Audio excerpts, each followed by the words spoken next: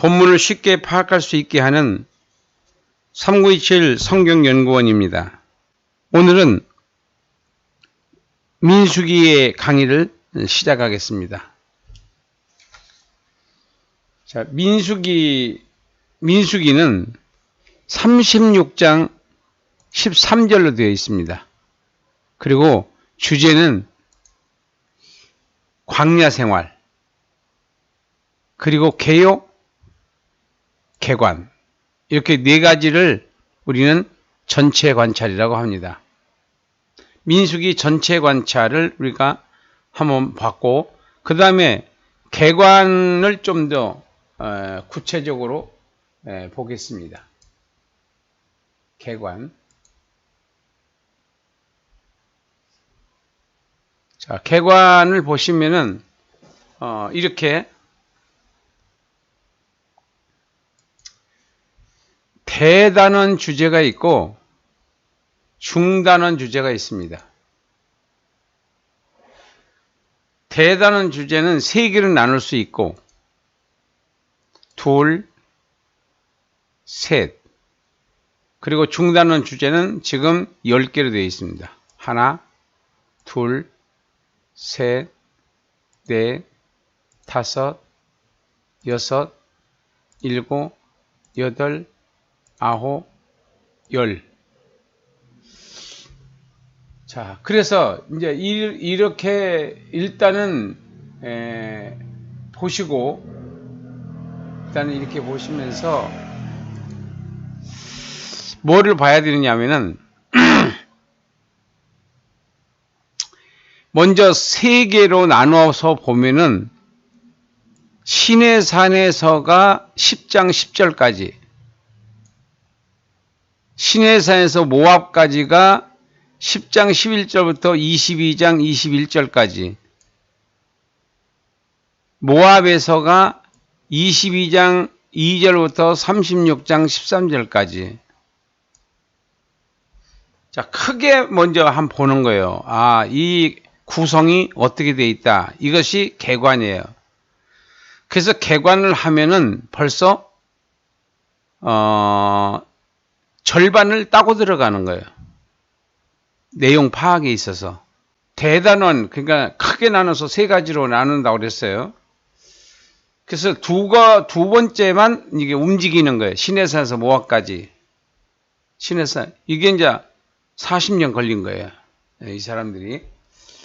그리고 중단원이 이 도표개관은, 개관도표는 중단원 중심으로 편집을 했어요. 이거 1. 인구조사, 1차 인구조사. 1차 인구조사가 있고 여기 2차 인구조사가 8번에 있어요. 여기는 출발할 때 시내산에서 인구조사했고 여기는 모압 평지에서 인구조사했어요. 그리고 두 번째는 신앙준비, 세 번째는 시내산 출발, 12정탐권 사건, 고라자손의 반역, 모압 도착, 발락과 발락, 인구조사, 제사와 서원규례, 그리고 가나안 땅 분배. 자, 이렇게 여기서 이제 10가지를 이렇게 보시고, 그러니까 이 개관도표가 뭐가 편리하냐면은 10가지 주제로 민수기를 설명할 수 있는 거예요. 10가지 주제로. 창세기는 7가지 주제로 7가지 문장으로 창세기를 설명할 수 있고, 여기 민수기는 10가지로 민수기를 설명할 수 있다. 자, 먼저 1차 인구조사로 들어가겠습니다. 1차 인구조사는 총 개수자, 여기서는 이제 40년 후에 모압에서 다시 인구조사를 하게 됩니다. 그리고 여기서 이제 쭉 설명이 되고 있어요. 그 다음에 두 번째는 각 지파의 진 배치와 행진 위치. 그러니까 진을 칠 때는 어느 지파가 어느 쪽에, 행진할 때는 누가 앞에 서고 누가 뒤에 서는가, 이런 것들을 의미하는 겁니다. 세 번째는 레위 지파의 인구조사와 직무. 레위 지파는 별도로 하나님께서 관리를 하십니다. 두 번째는 신앙 준비.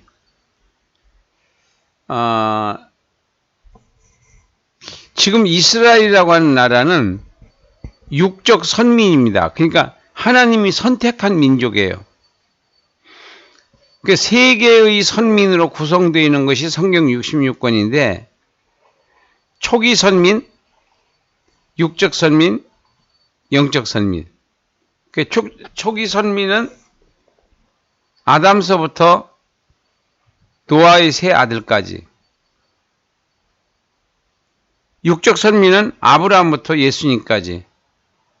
영적 선민은 성령 강림부터 재림까지. 이렇게 세 가지의 그 선민들의 활동 상황을 기록해 놓은 것이 성경이에요. 성경 66권입니다. 자, 신앙 준비는 첫째, 부정한 범죄, 간음죄의 처리. 그리고 대단락에서 설명되어 있어요. 두 번째는 나실인의 성결규례. 세 가지로 설명하고 있습니다. 세 번째는 회막 봉헌 예물. 그 다음에 네 번째는 레위인 성별의식. 그리고 다섯 번째는 출애굽 후 첫 유월절. 시내산에서 첫 번째 유월절을 지킵니다. 6번, 여섯 번째, 이스라엘의 행진규례. 이렇게 해서 두 번째 중단원을 지나갔고, 세 번째 중단원은 시내산 출발입니다. 10장 11절부터 12장 16절까지. 시내산 출발. 여기서 이제 출발하는 거예요. 민수기 10장 11절부터 출발해요.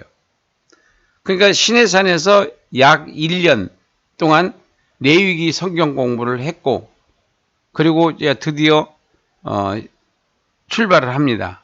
하나님께서도 선민들을 그냥 쓰시는 것이 아니라 바로 훈련을 시켜서 써도 타락하거든요. 인간이라는 것이. 자, 그 다음에 3-1번이 2년 2월 20일 날 출발해요. 시내산에서. 그리고 70인의 장로와 메추라기 사건.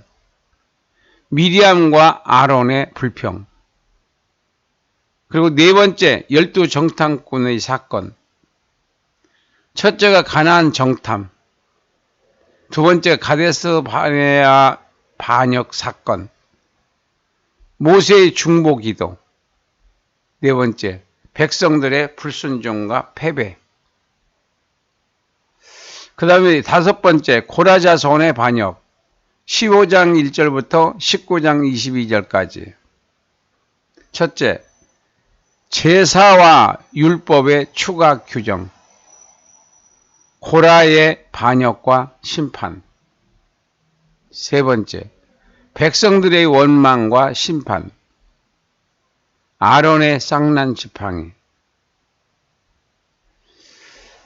그 다음에 여섯 번째, 모압 도착. 드디어 40년의 세월이 지났습니다. 무리바 물사건. 그리고 두 번, 에돔의 진로방해. 아론의 죽음. 호르마 정복. 불뱀과 노뱀 사건, 시온과 옷 정복, 시온과 옥 정복. 그리고 7번째, 발람과 발락. 첫째, 발락 왕이 발람을 초청해요. 발람의 이스라엘 축복, 바알부올 우상 숭배. 8번째, 2차 인구조사, 26장부터 27장. 2차 인구조사, 땅 분배 방법. 3번, 땅 분배 시의 예외들. 4번째, 후계자로 지명된 여호수아. 9번째, 제사와 서원 규례. 첫째, 희생 제물에 관한 규례. 둘째, 절기에 관한 규례. 셋째, 서원에 관한 규례. 10번째, 가나안 땅 분배. 민수기 31장 1절부터 36장 13절까지. 첫째, 미디안 정복. 두 번째, 요단 동편 땅 분배. 셋째, 출애굽 노정 목록. 넷째, 요단 서편 땅 분배. 자, 이렇게 해서 민수기를 마쳤습니다. 먼저 결론은 성경 본문은 36장 13절이고 그 다음에 전체 주제는 광야 생활. 그리고 의미, 신학적 해석, 저자의 의도죠. 시내산에서 요단 동편까지의 역사. 그러니까 여기서는 주제는 광야 생활인데 광야 생활이 뭐냐? 이것은 시내산에서 요단 동편까지의 이스라엘의 역사다. 그래서 1번이 시내산에서 출발 전 1차 인구조사를 마쳤고 시내산에서 광야를 지나 모압 땅 요단 동편에 도착하게 되었다. 세 번째는 모압에 도착한 이스라엘은 2차 인구조사를 실시했다. 그 다음에 복음적, 이것은 하나님의 관점에서 보는 겁니다. 민수기를. 예수님의 지상에서의 33년 6개월간의 생애와 사역. 그러니까 그러니까 출애굽 백성들이 민수기를 통해서 무엇을 그들은 그 역사 속에서 어떤 계시적 예언의 의미를 가지고 있느냐 하면은 예수님의 생애와 사역을 설명하고 있다. 근데 항상 반대죠. 백성들은 원망했고 예수님은 순종했다. 예를 든다면 땅에서 30년의 생애 그리고 준비를 했어요. 30년 동안. 두 번째는 3년 6개월의 기간은 사명에 충성하는 사역의 기간이었다. 그러니까 예수님의 사역은 하나님이 육신을 입고 이 세상에 내려오셨다. 두 번째는 세상 죄를 지어가는 하나님의 어린 양으로 오셨다. 이런 식으로 예수님께서 그 사명이 있으세요. 사명. 그래서 성도들은 예수를 믿은 하나님의 성도들은 다 사명이 있는 겁니다. 그 나름대로. 근데 그냥 교회만 덜렁덜렁하고 사명의식이 전혀 없이 그 교회를 다니는 분들이 엄청 많습니다. 그래서 성경을 배우지 못하는 분들은 어쩔 수 없이 종교 생활을 하는 거예요. 그래서 과연 천국을 갈 수 있을런지 그거에 대해서는 제가 확신이 없습니다. 그런 분들은요. 열정적으로 우리는 자기의 사명을 감당해야 되는데 자기 사명이 뭔지도 모르고 사는 사람들도 엄청 많습니다. 그래서 우리가 성경을 배우면서 자기 사명을 확인하고 그 사명에 충성해야지 상이 있는 거다. 구원도 받고 상도 받고. 사장님이 하라는 대로 해야 월급을 주지 지 맘대로 사는 것은 월급이 없죠. 마찬가지로 상급이 없어요. 그리고 하나님의 자녀가 아닌지도 몰라요. 왜냐하면 하나님의 자녀들은 하나님의 뜻을 따라가는 속성이 있어요. 양이 이렇게 따라가듯이 주님의 음성을 듣듯이. 근데 안 따라간다. 지 맘대로 산다. 구원받았다는 보증을 할 수가 없는 거죠. 구원받을 수도 있겠지만은 받지 못할 수도 있다는 거예요. 그리고 마지막 8일간의 고난과 죽음과 부활은 예수님의 사역의 결론이다. 그래서 사복음서를 우리가 볼 때에 세 등분을 내야 돼요. 사역 이전, 사역의 기간, 마지막 사역. 그 다음에 교훈. 자, 이건 적용을 말하는 겁니다. 적용인데 그냥 적용이 아니에요. 복음적 적용이지. 성도의 생활은 순례자의 길이다. 우리가 돈을 벌고 열심히 일하고 사역하고 이러는 것이 순례자의 길이에요. 무엇을 하든 상관없어요. 뭐 꼭 주의 종이 돼야 주의 일을 하는 거 아닙니다. 그건 착각이고 잘못된 신앙이에요. 직장 생활에서도 주의 일을 할 수 있는 거고 장사를 하면서도 하나님의 사역을 할 수 있는 거고 사업을 하든 뭐를 하든 그건 주의 일인 거예요. 그게요. 근데 그걸 주의 일로 생각을 하지 않기 때문에 거짓말도 하고 그러니까 잘못된 세력들은 첫째 뭐를 잘하느냐 거짓말을 잘해요. 예수 믿는 사람들은 거짓말을 안 할 수 없어요. 안 할 수는 없는데 안 하면은 좋죠. 그렇지만은 조금씩이라도 합니다. 그렇지만은 그 주일날 오면 또 회개를 하나님 앞에 자백을 하잖아요. 그래서 또 새롭게 시작하고 그러는데 그걸 반복하면 안 돼요. 자꾸만. 언젠가는 그걸 끊어야 돼요. 자, 그래서 어떻게 해야 되냐? 순례자의 길을 가기 위해서는 말씀과 기도 훈련으로 영적 무기를 준비해야 된다. 그러니까 설교자들은 성도들에게 영적 무기를 들려줘야 돼요. 주일날 설교에서. 이번 주는 어떤 말씀으로 살아라. 근데 뭐 좋은 얘기만 잔뜩 하고 딴소리만 하고 무슨 뭐 여행 갔다 온 얘기하고 그건 설교 아니에요. 그거. 그걸 듣고 앉아있는 사람이나 그 설교를 하는 사람이나 쌤입니다. 똑같아서 그냥 그러고 있는 거예요.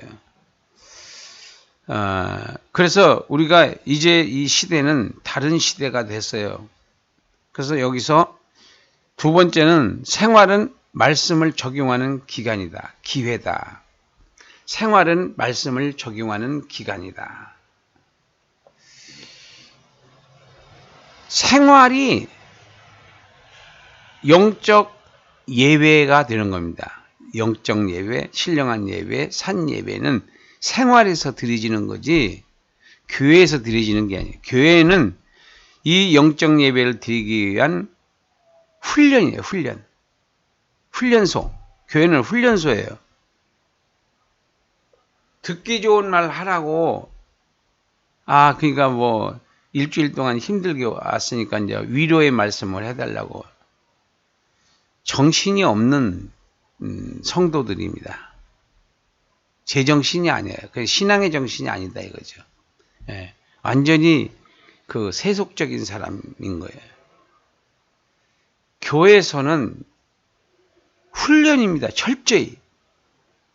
왜냐하면 세상이 얼마나 험악하고 얼마나 죄성이 많고 얼마나 음란하고 패역하고 더럽고 악하고 거짓말을 아주 밥 먹듯이 하고 남을 속이고 이런 세상인데 내가 믿음으로 말씀과 기도로 무장하지 않는데 내가 어떻게 그 세상을 거스릴 수가 있습니까?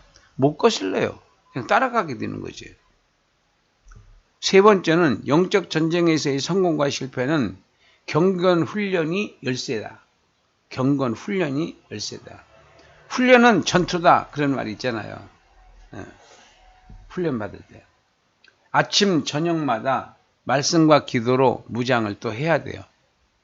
주일날 그 말씀을 반복해야 된다는 거예요. 목사님한테 들은 말씀을 그걸 내가 적용을 했나 생활에서 아니면 그냥 잊어버리고 말아요. 그건 신앙생활 아니라니까요. 그건 종교생활이지. 그냥 습관이 절간에 가는 거나 똑같은 거예요. 뭐 교회에 간다고 해서 구원받는 게 아니라 예수님 말씀이 믿어져야 돼. 믿어져야.